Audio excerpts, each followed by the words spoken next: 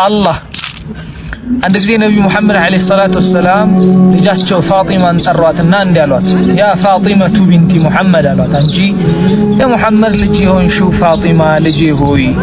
ሰሊኒ ሚን ማሊ ማ ሽእቲ እኔ ካለኝ ሀብት ንብረት ገንዘብ ካለኝ ዱንያ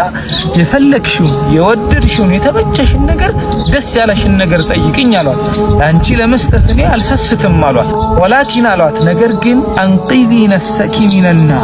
ከጀሃነም እሳት ራስሽ ነፍስሽን አድኛሏት فإني لا أملك من الله شيئا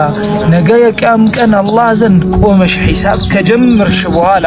አባቴ ይሄንን ነገር አግዘኝ ብትኝ ምንም የማደርግልሽ ነገር የለም አሏት ዱንያ ላይ የፈለግሽውን ጠይቂኝ አኺራ ግን ነፍስሽን ከጀሃነም እሳት ራስሽ ነጃ አውጪ አሏት ለዚህ ነው ነብዩ ኢብራሂም አለይሂ ሰላም ወላ تخزني يوم يبعثون ይላሉ አላህ ሆይ ነገ يوم القيامة ሰዎች ሲቀሰቀሱ አታስቸግረኝ አታስጨንቀኝ ይላሉ يوم لا ينفع مال ولا بنون ገንዘብ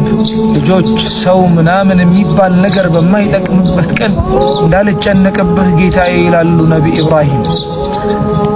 ያ ሰላም اللهم ለኔ ጥፋቴ በዝቶ ወንጀሌ ገዝፎ መሄጃ ሲጠፋኝ ያደፈ ስብዕናዬን የተጣፈ ማንነቴን ሰትሮ መልካም ነገሬን በሰዎች መካከል ያሻጭልኝ ነው ጌታዬማ ለኔ መንገድ ጠፍቶብኝ በጨለማ ስንከራተት ደግሞ ከኔ ባልሆነ አቅም ከሱ በሆነ ችሎታ እስልምና ብርሃን ያካበበኝ ነው እክሱ ራሱን አላሁ ኑሩ ሰማዋት ወልአርድ አላህ የሰማያትና የምድር ሁሉ አብሪ ነው ብርሃንን ሰጪ ነው ብሎ ራሱ እንደገለጸው መንገድ ለጠፋበት መንገድን የሚቸር ለጨለመበት ብርሃንን የሚሰጥ ወደቀ የሚያነሳ ድልድይ ችሮ ያሻገረን ፋኖስ ለግሶ ያበራልን እሱ ነው ጌታችን እሱ ነው አላህ